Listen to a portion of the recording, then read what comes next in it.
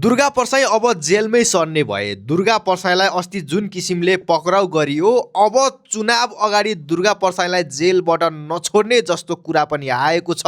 साथै दुर्गा परसाईको समर्थकहरूले अब दुर्गा परसाईलाई जेलमै राखी छाड्ने हो भने हामी देशव्यापी आन्दोलन हडताल गर्छौँ, नेपाल बन्द गर्छौँ पनि भनिरहेका छन्। हिजो अलिअलि मान्छेहरू पनि जम्मा भए, दुर्गा परसाईको समर्थनमा आए।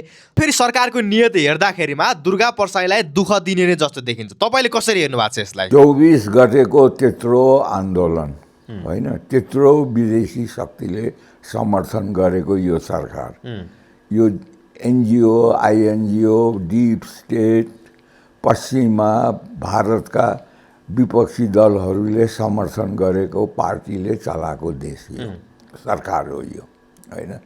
त्यो त एउटा दुर्गासँग डराउँदो रहेछ भनेदेखि हामी चाहिँ कोसँग डराउने? ल भनौँ त, यो देशमा कहीँ शान्ति छ त? जहिले पनि यहाँ हिंसा हुने रहेछ भन्ने कुरा त देखियो नि त अघि। अब त केमा डर लाग्न थालिसक्यो मलाई भनेदेखि, भोलि कुनै दिन यिनीहरूले सत्ता कब्जा गर्न पाएन, यहाँबाट फ्री तिब्बत मुभमेन्ट गर्न पाएन, चाइनालाई डिस्टेबलाइज गर्न पाएन, अस्थिर बनाउन सकेन, भारतको मोदी सरकारलाई उल्टाउनलाई यहाँ बेस दिएन भनेदेखि त अमेरिकाले त यहाँ 5 वटा प्लेन पठाइदिएर झ्यापझो पारिदिने रहेछ भन्ने पो डर लाग्यो मलाई त। अब त दुर्गा परसाईदेखि सबै डराएको छ नि अहिले? होइन, जसले यो 12 बुँदे र यो व्यवस्था र जसले यो अहिले गर्यो, यो सबै षड्यन्त्र गरेर नेपाललाई यो अवस्थामा पुर्यायो, त्योदेखि डराएको हो। उसले पोल खोलिदियो क्या दुर्गाले होइन। बिस्तारी बिस्तारी उसले जति त्यो सुशीलाहरूको, अहिलेको गृहमन्त्रीहरूको भिडियो निकालेको त उसैले हो नि त होइन। सबै पोल खुल्यो। हुन त हामी सुरुदेखि नै भनिराखेका थियौँ, पछि दुर्गाले चाहिँ प्रमाण ल्याउन थाल्यो होइन। त्यसले हामीलाई पनि ढुक्क बोकिए हो रहेछ भन्ने कुरामा त यो शक्ति डराएको हो है। यो शक्ति किन डराएको छ भने चाइनाले धम्की दिइसक्यो होइन। भारत बिस्तारी हेरेको छ, पर्खेको छ उसले भनेपछि त्यो शक्ति आउनको लागि, नेपालमा आउनको लागि त हामी चाहिँ बाधक होइन, दुर्गा बाधक होइन, चाइना र भारत बाधक हो भन्ने कुरा त स्पष्ट भइसक्यो नि। दुर्गा परसाईलाई भारतको सहयोग छ भन्ने कुरो थाहा छ सरकारले? त्यस किसिमको छ जस्तो चाहिँ मलाई लाग्दैन। जस्तो एकछिनलाई भनौँ न, म डेमोक्रेट्सहरूलाई जहाँ पनि, जुनसुकै पार्टीमा भए पनि कोही डेमोक्रेट छ भने त्यसलाई मेरो समर्थन छ, मैले चिन्नु पर्दैन नि त।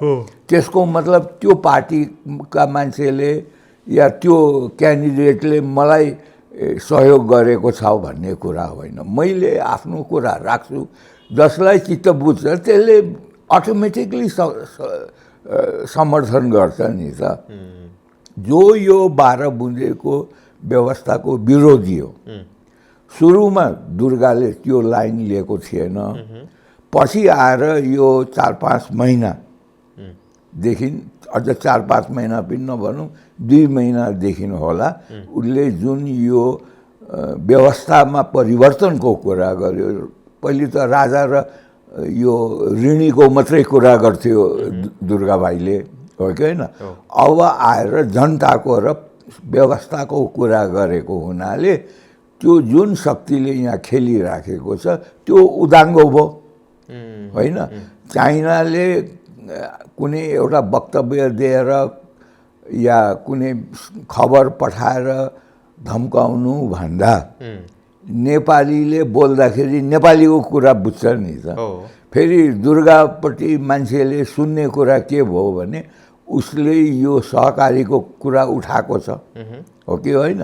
सहकारीको कुरा उठाउने बित्तिकै करिब 90% नेपालीहरू सहकारीमा सम्बन्धित छन् 75 लाख त 75 छन् हो तिनीहरूको एक एकजना राख्यो भनेदेखि पनि 1.5 करोड हुन्छ त्यसको छोराछोरी राख्यो भनेदेखि 2 करोड नाग्छ भनेपछि त 2/3 भन्दा बेसीको पैसा खाइदिएको व्यवस्था भएको हुनाले जब मान्छेलाई मनपर्ने कुरा या बिज्ने कुरा आएपछि कान ठाडो पार्छ हो त्यसैले दुर्गाले जब चाहिँ बचतकर्ताको कुरा उठाउन थाले यो व्यवस्थाको कुरा उठाउन थाले राजनीतिक स्थिरताको कुरा उठाउन थाले त्यसपछि उनी पपुलर भए उनी पपुलर भएपछि त भारत र चाइना दुईटैले समर्थन गर्छ भने अहिले त्यसपछि अहिलेको पक्राउ चाहिँ दुर्गा प्रसाईको गल्ती भन्दा पनि दुर्गा प्रसाईलाई दुःख दिने नियत नै हो त्यो मलाई दुर्गा प्रसाईको मनोबल कमजोर बनाउने नियत होइन त्यो यो जुन भावना छ नेपालमा यो व्यवस्थामा परिवर्तन हुनुपर्छ गरिबको पैसा वापस पाउनुपर्छ अनि यहाँ 5 वर्ष टिक्ने शासन चाहिन्छ यो त यो व्यवस्थामा त छैन अहिले तपाईँले चुनाव घोषणा भएको त नभनौँ तर नोमिनेसन फाइल गरेको होइन उम्मेदवारी दर्ता गरेको नै अहिले 1 महिना हुन आँटिसक्यो हो कि होइन यो 1 महिनामा तपाईँ एउटा भिड बाहेक र जनताले त्यो भिडको नाम लिनु बाहेक भुइँमा ग्राउन्ड लेभलमा जनता चाहिँ ढुक्क भएर हामी बालनलाई दिन्छौँ रविलाई दिन्छौँ भनेर ढुक्क भएर तपाईँ बस्न सक्नुहुन्न अहिले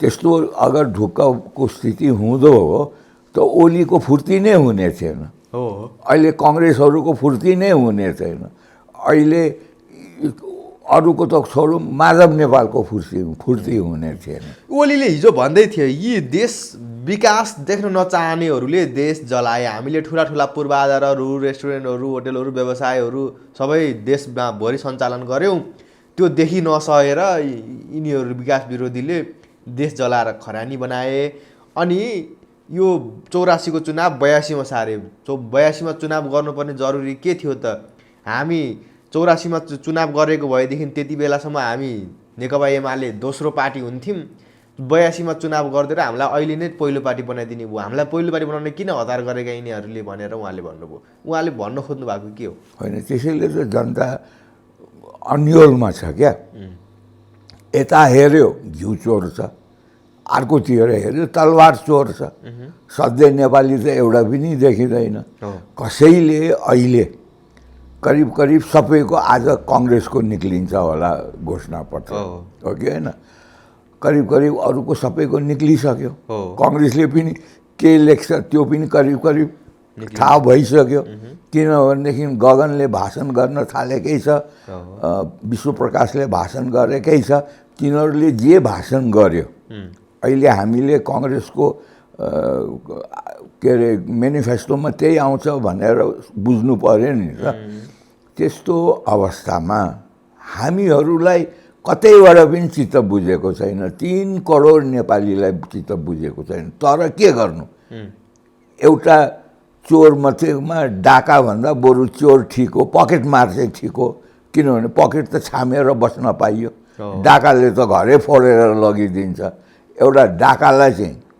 फालेको थियो हामीले 24 गते त्यो व्यवस्था डाका व्यवस्था अब आयो पकेटमार व्यवस्था होइन पकेटमार व्यवस्था किन भनेको भने यिनीहरू अहिले सानो के अरे सहकारीको खान्छन् अर्को खान्छन् र त्यो पकेटमारलाई चाहिँ एउटा ग्याङले चाहिँ कन्ट्रोल गरेको हुन्छ त्यो ग्याङ चाहिँ विदेशमा छ हेर्नुहोस् होइन त्यो एउटा डाका एउटा पकेटमार हो अब आजदेखि बालेन शाह र रवि लामिछाने सँगसँगै एउटै मञ्चमा कार्यक्रमहरूमा देखिने भन्ने कुरा आएको छ यतिका दिनसम्म उहाँहरू विभिन्न देशको भ्रमणहरूमा एक्लै उम्मेदवारहरूले मतदाताहरू भेट्ने कार्यक्रम गर्नुभयो अब आजबाट चाहिँ ठुला सभा गरेर नै भाषण गर्ने कुरो छ बालेन शाहको भाषण सुन्न आतुर भएर बसेका नेपाली जनताहरूले आजबाट बालेन शाहको बोली सुन्ने छ विगत 1-2 दिनदेखि बालेन शाहको हाँसो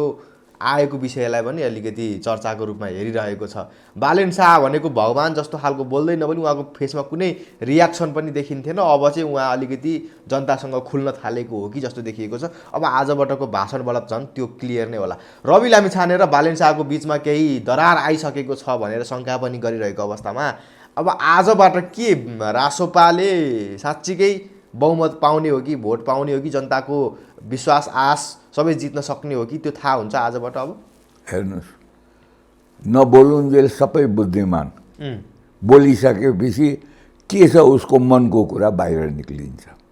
कुरा के हो भने उसले ढाँट्यो भने पनि आफूले बुझ्न सक्नुपर्छ।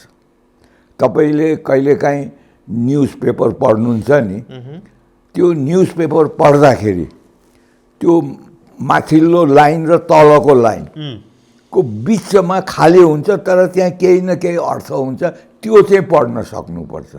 अङ्ग्रेजीमा त्यसलाई भन्छन् रिडिङ बिट्विन द लाइन्स। त्यो दुईटा लाइनको बिचमा खाली ठाउँ त्यो पढ्न सक्यो भने त्यो न्युजको अर्थ लाग्छ, हो कि होइन? अब त्यो पढ्न सकेन भनेदेखि त्यो न्युजले जे भन्यो त्यही बुझ्छ मान्छेले, अर्को अर्थ बुझ्दैन, हो कि होइन?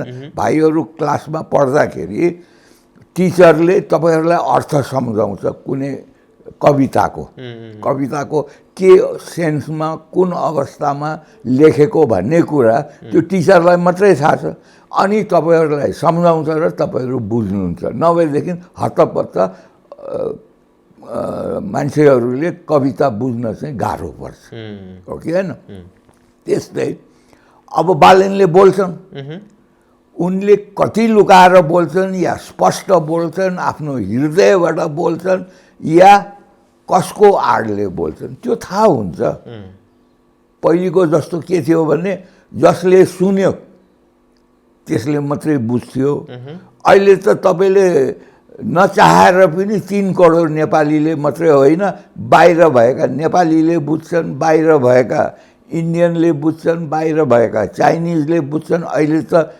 अहिलेको त टेक्नोलोजी त यस्तो छ कि मैले तपाईँले र हामीले गरेको यहाँ वार्तालाप इन्टरभ्यू कार्यक्रम चलाएको त्यो हामीले भारत पठाइदियौँ भने उनीहरूले हिन्दी इङ्ग्लिसमा अटोमेटिक ट्रान्सफर भएर सुन्छ। मेरा नेपाली नजान्ने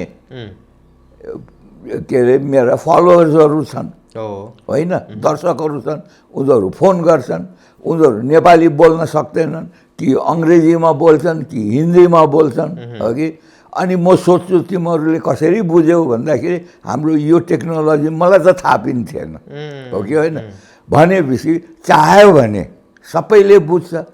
अब नेपालीले चाहिँ के भन्न खोजेको हो, रविले के भन्न खोजेको, उसले के अरे बालेनले भन्ने कुरा हामीलाई विदेशबाटै आउँछ, त्यसको अर्थ हामीलाई सिकाइदिन्छ। अब त्यसमा पनि हामी चनाखो के हुनुपर्छ भने भारतले आफ्नो इन्ट्रेस्ट राखेर व्याख्या गरिदिन्छ, चाइनाले आफ्नो इन्ट्रेस्ट राखेर व्याख्या गरिदिन्छ, अमेरिकाले आफ्नो इन्ट्रेस्ट राखेर व्याख्या गरिदिन्छ। त्यसको एउटा उदाहरण दिन्छु म। यो अहिले एमसिसी फेरि चर्चामा आएको छ कि छैन? अमेरिकी सेनाको कुराबाट आयो चर्चामा? होइन, एमसिसी सुरुदेखि नै चर्चामा थियो, अझ पनि चर्चामा छ। अब त्यो एमसिसी भन्ने यस्तो तातो फलाम भयो, न गगन छुन चाहन्छ, न रवि र के अरे बालेन सुन्न चाहन्छ, न स्वर्णिम वाग्ले छुन चाहन्छ। जसले छुयो त्यसलाई पोल्यो, हो कि होइन? अनि आफ्नो हात पोल्न को मन पराउँछ? त्यस्तै अहिले यिनीहरूले जे बोल्छन् त्यो चाहिँ फलाम, तातो फलाम हो। त्यस कारणले म के भन्छु सबै नेतालाई, तपाईँहरूले ठगेर ठगिँदैन नेपाल। अब त्यो जमाना गयो। अब अहिले एब्सटिन फाइल भन्ने त सुनेकै छ भाइले, हो कि होइन?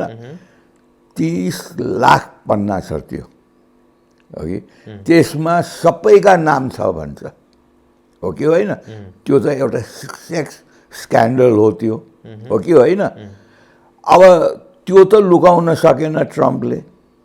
भने आजको जमाना यस्तो छ कि तपाईँले जे बोल्नुहुन्छ तपाईँको आत्मामा के लुकाउनु भएको छ लुकाउनु भएको छैन वास्तवमा त्यो हामी जनताको लागि हो भन्ने कुरा चाहिँ स्पष्ट हुन्छ। त्यसकारण म रविलाई बालेनलाई नलुकाइकन भन्नुहोस्, देशको हितमा बोल्नुहोस्, हामीलाई विदेशी शक्ति चाहिएको छैन, न हामीलाई विदेशी पैसा चाहिएको छ। तपाईँहरू बुद्धि लगाउनुहोस्, तपाईँहरू सुनको कचौरा बोकेर भिख माग्न नजानुहोस् र नेपाललाई स्वच्छ रूपमा इज्जतपूर्वक मोदीसँग पनि आँखा जुदाएर कुरा गर्न सक्ने अवस्थामा पुग्नुहोस्, सीसँग पनि आँखा जुदाउनुहोस्, ट्रम्पसँग पनि आँखा जुदाएर नेपालको हितमा गर्नुहोस्। त्यो चोर अगर तपाईँभित्र छ भने त्यो निकालिदिनुहोस्, जनताको अगाडि निकालिदिनुहोस्। तपाईँलाई ट्रम्पले के गर्छ, डिप स्टेटले के गर्छ, के अरे भारतको विपक्षी दलले के गर्छ, म नेपाली भएँ भनेर छोडिदिएपछि त सिद्धियो नि त। यो बालेन शाहले जे सोच्छन् त्यो आम मान्छेले सोच्ने कुराभन्दा अलि फरकै हुन्छन् भन्ने कुरो आउँछ मान्छेहरूले। बालेन शाहसँग यस्तो सूत्र छ जुन सूत्रले उहाँले सजिलैसँग झापामा चुनाव जित्छन् पनि भनिरहेछन् मान्छेहरू। बालेन शाहलाई मान्छेहरूले आम मान्छेको रूपमा होइन, अलिकति माथिल्लो स्तरको मान्छेको रूपमा हेरिरहेका छन्। विगतमा गरेका केही कुराहरूले पनि त्यस्तै छ। जेनजी आन्दोलनपछि बालेन शाह प्रधानमन्त्री बन्छन् भनेर धेरैले भनेका थिए। सुशीला कार्की बने, उहाँ नबोल्ने उहाँको यो पनि एउटा एक किसिमको रणनीति नै हो। झापामा कहाँ चुनाव लड्न जान्छ बालेन, सजिलै ठाउँमा बस्छन् भन्थ्यो, त्यो त्यहाँ पनि गए, पार्टी खोल्छन् भन्थ्यो, त्यो पनि खोलेनन्। भनिसकेपछि बालेन शाहले यो जति पनि मान्छेहरूको दिमागमा जे कुरा आइरहेछ त्योभन्दा फरक कुरा सोच्छन् भनिरहेछन्। साँच्चै कि त्यस्तै हो? बालेन शाहले आम मान्छेको बुझाइभन्दा फरकको कुरा हो बालेन शाह? तपाईँले सुशीलाजीको नाम लिनुभयो होइन? तपाईँकै मुखले सुशीलाजीले बालेनको विषयमा बोल्नु भनेको मतलब अब कसको सरकार रहेछ, कसलाई प्रधानमन्त्री बनाउन सुशीला नरदेखिको बल लगाइराख्नु भएको छ भन्ने कुरा त तपाईँकै मुखले भयो, मैले त भनेको होइन। सबैले बुझेकै कुरा हो, बालेनकै सजेसन। अब बालेनकै कुरा गरौँ। उनले झापामा गएर के भने आफ्नो चुनाव क्षेत्रमा भने काठमाडौँ महानगरपालिकाको मेयर हुनु प्राइम मिनिस्टर हुनुभन्दा कम गाह्रो कुरा होइन भने हो कि होइन? र त्यहाँ विदेशी चलखेल हुन्छ, विदेशीको चलखेलको कारणले फोहोर सफा गर्न सकिन गरेन भनौँ। अघि तपाईँलाई नै भनेको हो कि कसलाई मैले भनेको हो? अगर त्यो हो भने यहाँ विदेशी केमा खेल्छ हामीले बुझेको छैन। विदेशी त यहाँको शक्ति स्ट्रक्चरसँग खेल्छ, यहाँको भूभागसँग खेल्छ, यहाँको जनतासँग खेल्दैन। जनतासँग खेल्यो भने त जनताले बुझ्छ अनि यो चाहिँ हाम्रो दुश्मन हो भनेर बुझ्छ। जनतासँग ऊ टाढै बस्छ, टाढा बसेर यो के हो हाम्रै हितैषी हो भन्ने हिसाबले हुन्छ विदेशी। तपाईँ एउटा कुरा भन्नुहोस्, काठमाडौँको फोहोरमा अमेरिकाले, विदेशीले, भारतले, चाइनाले खेलेर यो देशको सत्ता पाउँछ? खेल्नु पर्यो भनेदेखि त ओलीसँग खेल्छ, शेरबहादुरसँग खेल्छ, प्रचण्डसँग खेल्छ, अनि बालेन जस्तोलाई अगाडि ल्याइदिन्छ। फोहोरसँग खेलेर यहाँ फ्री टिबेट मुभमेन्ट तपाईँले इस्ट्याब्लिस गर्न सक्नुहुन्छ? त्यो आफ्नो कमजोरी हो। त्यो के हो भनेदेखि उनले विद्यासुन्दरको पालामा, उनीभन्दा पहिले त विद्यासुन्दर हो नि, विद्यासुन्दर त्योभन्दा पहिलेको मेयरको पालामा सिसडोल र जहाँ यो फोहोर फ्याल्छ त्यो ठाउँसँग भएको सम्झौता त्यो पालन गरिदिएको भए काठमाडौँको फोहोर रोक्थ्यो त सिसडोलले? बोल्नै पाउने थिएन। अब पैसा दिएन, सरकारले पैसा दिएन, केन्द्रले पैसा दिएन भनौँ भने पैसा उब्रेर अहिले ब्याङ्कमा पर्खिराखेको छ, यिनीहरू ब्याङ्कको ब्याज खान्छ। अनि आफ्नो जुन असक्षमता देखाएको हो नि, किनभने उसले म फोहोर टुङ्गो लगाउँछु भनेको थियो, मेरो मुख्य कर्तव्य त्यो हो, र खोला नाला साफ पार्छु भनेको थियो। तपाईँले सडक त ठिक छ फुटपाथ बनाउनु हो, तर त्यो फुटपाथभन्दा जरुरी त्यो खोला हो नि, त्यसले कति रोग जन्माएको छ। आज नगरपालिकाले महानगरपालिकाले चाहिँ तपाईँको स्वास्थ्यमा अनुदान दिएको छ भने त्यही खोलाको कारण हो। त्यहाँबाट जस्ता किसिमका किरा आउँछ, रोग आउँछ, तपाईँको मलमुत सबै लगेर त्यहाँ फालेपछि त्यो रोग नभए के हुन्छ। त्यहाँ म केटाकेटी हुँदाखेरि बागमतीमा म नुहाउँथेँ, त्यो पनि नभनौँ 31 सालमा, 31 साल भनेको त झन्डै 51 वर्ष हो है।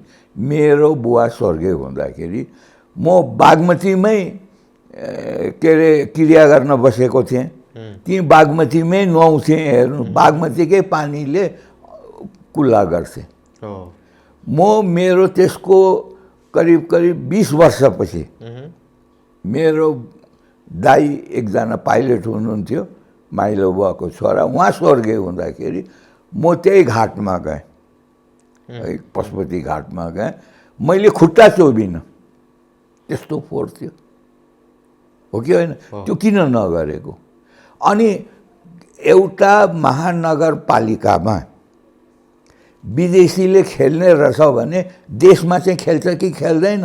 खेल्छ पक्कै। महानगरपालिकामा विदेशी हस्तक्षेप झेल्न नसकेको, थाम्न नसकेको मेयरले नेपालमा हुने भारत, चाइना, रसिया र अमेरिकाको हस्तक्षेप कसरी बोक्छ, त्यो चाहिँ भोलिको भाषणमा म सुन्न चाहन्छु। विदेशी हस्तक्षेप भनेको मतलब यी पुराना दलहरूलाई विदेशीले उचाल्यो होला, पुराना दलहरूले यहाँ गर्न दिएन होला। सरकारमा, केन्द्रीय सरकारमा त पुराना दलहरू थिए, ओलीहरू थिए। तपाईँ एउटा कुरा भन्नुहोस् न, कुन चाहिँ मान्छे चाहिँ फोहोर आफ्नो घरको अगाडि थुपारेर बस्छ होला? त्यति त ज्ञान त सबैलाई आइसक्यो नि, फोहोरसँग बस्नु हुँदैन। त्यो भन्ने हो भने हाम्रो टाइममा फ्लस सिस्टमवाला बाथरुम नै थिएन भने उठाउवा पाइखानु हुन्थ्यो। हेर्नु, धरानमा पहिलो 1 तल्ला माथि बाथरुम बनाउने मेरो घर हो, मेरो घर हो है। त्यो जमाना त्यस्तो थियो। अब आज जहाँ पनि सेफ्टी ट्याङ्क र फ्लस गर्ने सिस्टम हुन्छ, किनभने सबैले बुझिसक्यो कि त्यसले रोग जन्माउँछ भनेर। यो मात्रै कुरा किन नि, भारतमा अहिले 11-12 वर्ष भयो मोदी सरकारमा आएको, हो कि होइन? त्यहाँको आइमाईहरू, लोग्ने मान्छे सबै खुला मैदानमा गएर शौच गर्थे, दिसा पिसाब गर्थे, हो कि होइन? ऊ आएर 11 वर्ष मात्रै भयो, उसले आएर फ्री टोयलेट सबैलाई दियो। त्यसले सबैको स्वास्थ्यमा खर्च घटेको छ सरकारको, त्यसले काम गर्ने म्यान्डेट बढेको छ। आजको सोचाइ यो हुनुपर्ने, तपाईँहरू अहिले बालेनहरू, रविहरू, गगनहरू आफूलाई 21वाँ सेन्चुरीको नेता भन्छ। त्यो 21वाँ सेन्चुरीको नेता हो भने तपाईँ 21वाँ सेन्चुरीको टेक्नोलोजी लगाउनु भएन भने तपाईँले त्यो जुन प्रतिफल हो त्यो कसरी पाउँछ, त्यो चाहिँ मलाई भनिदिनुहोस् त भाइ। अहिले तपाईँले यो पहिलेको जस्तो रेकर्ड गर्ने अनि क्यासेटमा हाल्ने अनि क्यासेट प्लेयरमा सुन्ने भन्ने त्यो गर्नुभयो भने तपाईँको व्यवहार चल्छ? चल्दैन। तपाईँको यो पेसा चल्छ? चल्दैन नि। तपाईँले अहिले 21वाँ सदीमा जुन टेक्नोलोजी भारतले युज गरिराखेको छ, जुन टेक्नोलोजी चाइनाले युज गरिराखेको छ, त्यही टेक्नोलोजी तपाईँले युज गर्नुभयो भने पो तपाईँले चाहिँ 2 पैसा कमाउँछ र तपाईँ फेमस हुन्छ। त आज भारत र चाइनाले आफ्नो विकासको लागि, आफ्नो समाजको लागि के गरेको छ, त्यो हामी यसरी गर्छौँ नेपालमा। कठिन छ। किन कठिन छ भने हामी कहाँमा त्यसको इन्फ्रास्ट्रक्चर, पूर्वाधार छैन। तर के छ भने त्यो पूर्वाधार बनाउनु त 6 महिना लाग्छ, 10 वर्ष त लाग्दैन होला नि। यिनीहरूको प्रश्न हो मेरो। अब यो हामी सुन्दै जाउँ। आज भनेपछि बालेन र रविहरूले त्यो घोषणा पत्रकै बारेमा चर्चा गर्ने त होला नि, होइन? होइन, अब के गर्छन् सुनौँ, होइन? मैले भनिहालेँ नि, बालेनले जसरी आफ्नो कुरा आफ्नो चुनाव क्षेत्रका मान्छेहरूलाई नगरपालिकालाई देशसँग त तुलना गर्यो है। भनेपछि कति सोच रहेछ। यो त कस्तो हो भन्नुहुन्छ भने हाम्रा नेताहरू एकपल्ट अनिकाल पर्यो, सुक्खा पर्यो, सुक्खा परेपछि पानी तलाबहरू सबै सुक्छ। अनि एक जोडी राजा हाँस चाहिँ पानी खोज्दै हिँडेछन्। अनि एउटा दहमा आयो। अनि त्यो लोग्ने राजा हाँसले चाहिँ भनेछ आफ्नो बुढीलाई, यहाँ पनि पानी रहन्छ, थोरै रहेछ, के गर्नु अब, कहीँ पानी छैन भनेर भनेछ। त्यो दहमा एउटा भ्यागुता रहेछ। त्यो भ्यागुताले के भन्यो भने, के भनेको तैँले, योभन्दा ठुलो दह कहीँ दुनियाँमा हुन्छ भन्दा योभन्दा कति ठुलो भनेर बुरुक्क उफ्रिएछ। 1/3 पार गरेछ। यत्रो थियो तेरो दह भनेछ। योभन्दा कति ठुलो, फेरि बुरुक्क उफ्रेर अर्को 1/3 गयो। यत्रो थियो, थिएन, योभन्दा ठुलो थियो भने ऊ पारी गयो। योभन्दा थियो ठुलो भन्दा योभन्दा ठुलो हुँदै हुँदैन भनेको जस्तो यी नेताहरूको सोच 21औं सदीमा गएकै रहन्छ। त्यो पो मैले भनेको त। अनि हामीले हाम्रो भाग्य चाहिँ यिनीहरूलाई हातमा दियौँ, अहिलेका नेताहरूलाई दियौँ भने त हामीले त विकास नपाउने रहेछ।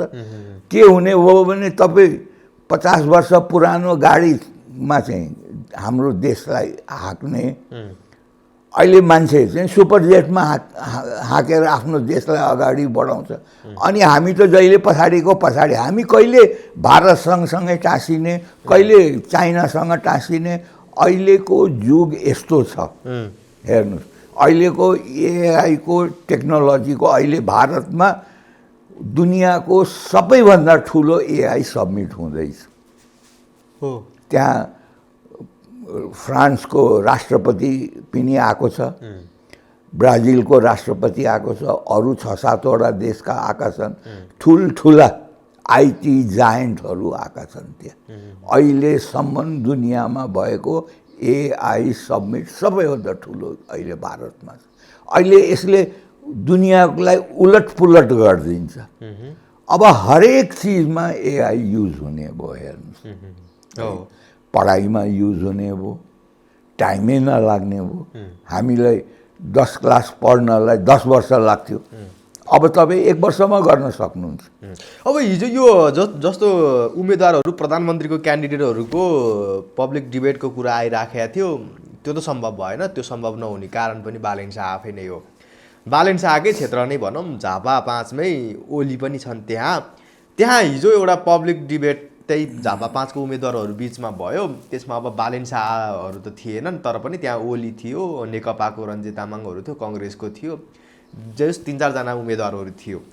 त्यो पब्लिक डिबेटमा ओलीले भन्दै थिए, हामी भागेको होइन, हामी हेलिकप्टर चढेर भाग्यो भनेर मान्छेहरूले भन्यो। वास्तवमा हामीले मान्छे मार्न नचाहेर चाहिँ म ठाउँ सरेर बसिदिएको हो, भागेको होइन, मैले त मान्छे बचाएको हो भनेर उहाँले भन्नुभयो। अनि सँगसँगै त्यहाँनिर अन्य कुरामा पनि बहस भयो। तपाईँले कसरी हेर्नु भएको छ त्यो ओलीको त्यो कुरा? यो राम्रो कुरा हो। कम्तीमा पनि चुनाव क्षेत्रहरूमा यस्तो किसिमको बहस हुनु राम्रो हो। अघि अब त्यसमा बालेनले भाग लिएनन्, त्यो आफ्नो कुरा छ। तर भाग नलिँदाखेरि उनीलाई अप्ठ्यारो पर्छ। उसको कुरा जनताले सुन्न पाएन। होइन, के हुन्छ भने ओलीले के भने त्यहाँ हर्कको क्यान्डिडेटले पनि बोले होलान्, अरूले बोल्यो भने हर्क भनेको माटो होला, माटोको पनि थिएन जस्तो लाग्छ। जोसुकै होस्, कङ्ग्रेसको छ भने कङ्ग्रेसको होला, राप्रपाको होला, होइन, कम्युनिस्ट पार्टीको होला। त यिनीहरू दुई सबैजना हुँदाखेरि उनीहरूले के गरिदिन्छन् भनेदेखि अब बालेन आउँदाखेरि फेरि आउँछन् नि त्यहाँ, त्यसको प्रश्न गर्छ, होइन, त्यसको जवाब तयार पारेर बस्नु पर्यो। जस्तो मैले नै प्रश्न गरेँ, तपाईँले जो मान्छे चाहिँ महानगरपालिका काठमाडौँ मात्रै महानगरपालिका होइन नि महानगरपालिका 4-5वटा छन् क्यारे हो कि होइन। त्यसमाथि यो क्यापिटल हो। क्यापिटलमा राजधानीमा के हुन्छ भने हरेक देशका राजदूत हुन्छ। अनि त्यहाँ महानगरपालिकाको काम के हुन्छ भने जो पनि आउँदाखेरि विदेशी पाहुना आउँदाखेरि नगर प्रमुखले चाहिँ स्वागत गर्छ होइन। एउटा कार्यक्रम राख्छ, स्वागत गर्छ, जहाँ पनि त्यो हो है। त्यो पनि मैले खास देखेको छुइनँ बालनले गरेको है। अब मैले न याद ध्यान दिएको होला, तर मैले कहीँ न्युजमा सुनेको छैन है। त यो कम्पेयर गर्नु र देशलाई काठमाडौँको हिसाबले गर्ने, काठमाडौँमा उसलाई काम गर्न जति सजिलो थियो, पैसा थियो, पढे लेखेका मान्छे थिए, तपाईँको मोडर्न टेक्नोलोजी थियो, मोडर्न इक्विपमेन्ट थियो, तपाईँलाई चाहिने जति सपोर्ट थियो, लजिस्टिक सबै थियो होइन, सबै थियो। त्यसमा त गर्न सकेन र बहाना लगाउँदैछ, त्यसमा विदेशीले खेल्यो भने त्यो अनकन्टारमा। म त तपाईँहरूसँग कुरा गर्दा हाम्रो कार्यक्रममा जहिले पनि भन्छु, जसले त्यो अनकन्टारमा बसेको आम जनतालाई 5वटा चिज दिन सक्दैन, खान, लाउन, बस्न, शिक्षा र स्वास्थ्य दिन सक्दैन भने त्यसले देश चलाउन सक्छ। जे होस् विदेशी चलखेल त हुने रहेछ भन्ने कुरो त बालेन शाहको आफ्नै मुखबाट प्रमाणित त भयो। त उसलाई त थाहा छ नि, त ऊ विदेशीले नै उठाएको हो, सबैलाई थाहा छ नि, सबैलाई थाहा छ अघि। अब अहिले त्यही दोष गगनलाई लगाइराखेको छ हो कि होइन। अहिले चारपाटे मुडाएर कहिले जान्छस् भन्न थाले कि थालेन अघि। अब यस्तै हुन्छ, जब तपाईँले कोहीसँग सङ्गत गर्नुभयो, नराम्रो मान्छेसँग, पकेटमारसँग तपाईँले सङ्गत गर्नुभयो भने पुलिसले त तपाईँलाई याद गरिराखेको हुन्छ नि त होइन। यो पनि त्यो ग्याङको मान्छे हो, तपाईँले छोडिसक्नुभयो, तर कसैको पकेट काटियो, त्यही बाटो तपाईँ हिँड्नुहुन्छ भने तपाईँलाई च्याप्प समात्छ नि पुलिसले। समात्छ कि समात्दैन हो कि होइन, किनभने तपाईँ त पहिले पनि पकेट मारै हुनुहुन्थ्यो। अब गगनलाई त्यो अप्ठ्यारो छ, पहिले ग्याङमा बसिहाल्यो, अब निक्लिएको छ अघि, अब कतै पनि पकेट मार्यो कि गगनलाई समात्ने हो कि होइन। त्यस्तै अब बालेनको यस्तै कहाँ पकेट मारेको छ, यही त पकेट मारेको। आफ्नो कमजोरी, असफलता लुकाउनु नै पकेट मार्नु त हो नि पोलिटिक्समा। पैसा नै खोज्नुपर्छ भन्ने कुरा त होइन नि भाइ, हो कि होइन। त्यस कारणले अब सक्कली खेल हुँदैछ, तर चुनावको बेलामा अगर यहाँ सनातनी राष्ट्र कायम हुने भएन, किनभने त्यसैले हाम्रो सनातनी भनेको हिन्दू होइन नि, फेरि त्यसमा सबै आउँछ, मुसलमान पनि आउँछ, क्रिस्चियन्स पनि आउँछ, किनभने हामी सनातनीबाटै क्रिस्चियन भएका छौँ नि त हाम्रो। त्यो गर्न सक्दैन, संविधानमा 5 वर्षको शासन गराउन सक्ने स्थिति हुँदैन। त्यो त्यसको एउटा टुङ्गो नलागिकन यो चुनावमा मलाई लाग्छ कुनै न कुनै रूपमा लाग्छ, यो जनताले नै उठाउँछ। अहिले न्यू दुर्गै हुनसक्छ होइन। अब केही गर्नै पर्दैन। अगर दुर्गालाई भारतको समर्थन छ भने है, चाइनाको समर्थन पनि छ, किनभने चाइनाले त अमेरिकनलाई त यहाँ ढिम्की नै दिँदैन हो कि होइन।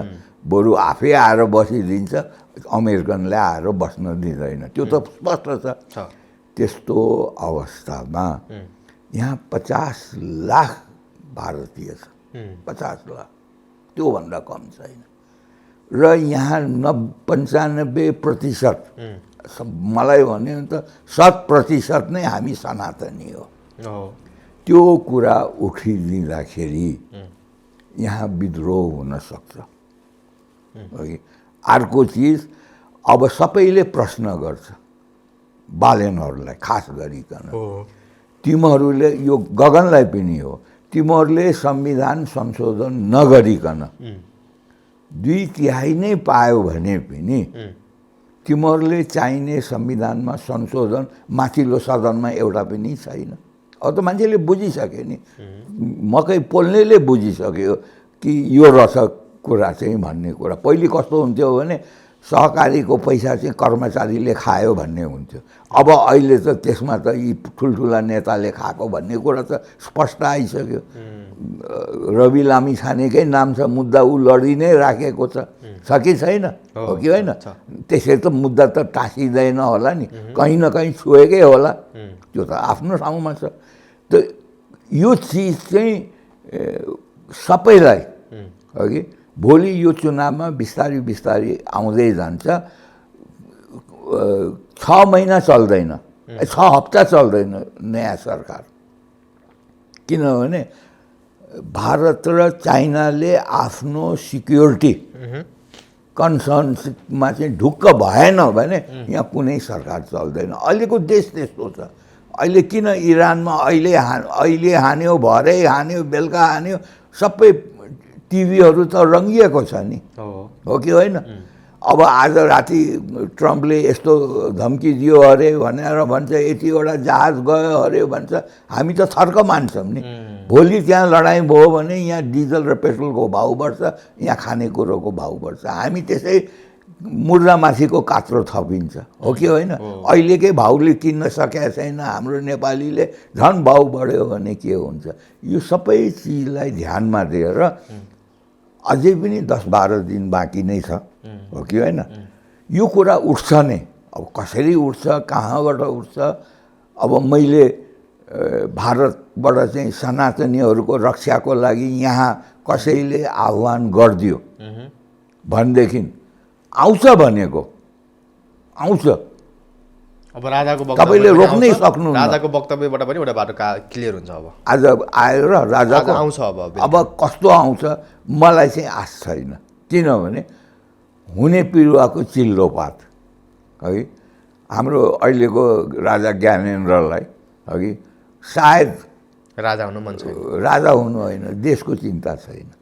म चाहिँ यो भनिदिन्छु, राजावादीले सुन्नु, देशको चिन्ता हुने मान्छेले बाटो पो देखाउँछ त।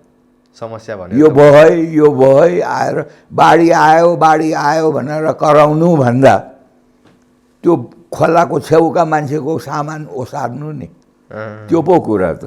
खालि यो बाढी आयो आफू चाहिँ पानी माथिको ओभानो हुन पाइँदैन। नेपाललाई बचाउनु छ भने नेपाललाई अँगालो हान्नुपर्छ। समस्या के हो राजा ज्ञानेन्द्रले बुझेको छैन भन्न चाहिँ मिल्दैन मेरो विचार।